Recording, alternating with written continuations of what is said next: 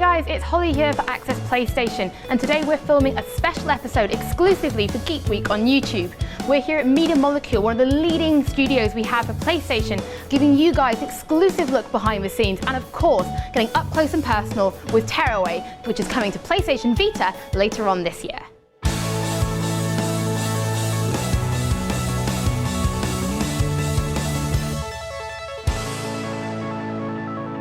Media Molecule is quite a smallish game development studio based in Guildford in the UK. Our first game was Little Big Planet for PS3, then we made Little Big Planet 2, and then since then we've been trying to come up with some new ideas, make some new games and stuff.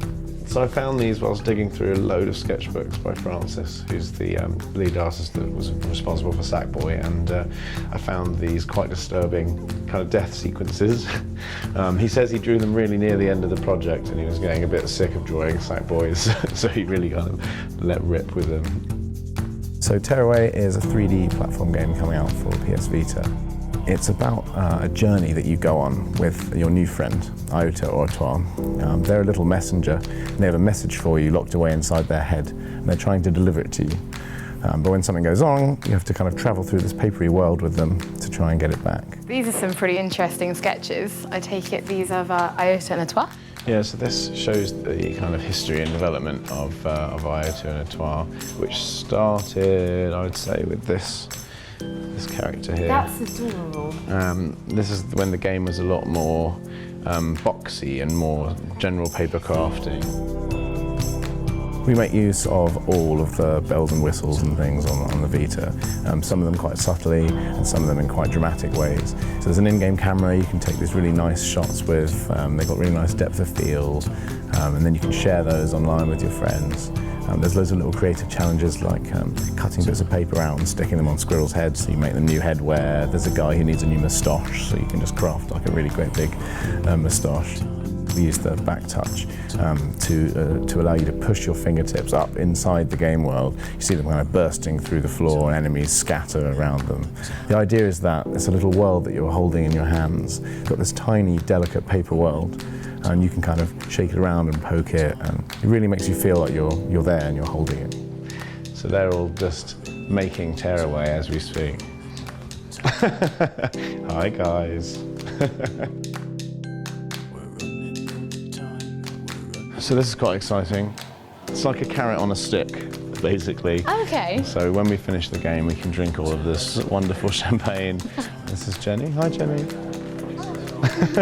So with Little Big Planet, we allowed you to kind of create anything you wanted inside the game. And with this, we want you to kind of create our game outside of the game. Everything can be made out of real paper if you want to. When we make our shapes, we effectively start with a flat sheet of paper, and then we cut out where we want to fold, and then we put the folds in, and then we put the creases in, and we might tear an area away. That's how we start to build our object. So everything can be built out of paper in the real world because inside the Vita it is actually being constructed out of paper and folds. As you're travelling through the game with Iota or Etoile, you'll discover these mysterious kind of white objects, and if you get your camera out and take a photo of them, you'll unlock a papercraft plan for those, and at the same time give them life and give them colour.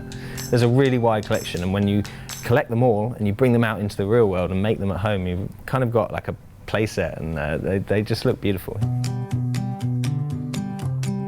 So this is where we come to hang out and not work. But we've got lots of toys like ping pong and fuzzball, and we've got some thoroughly exciting fruit.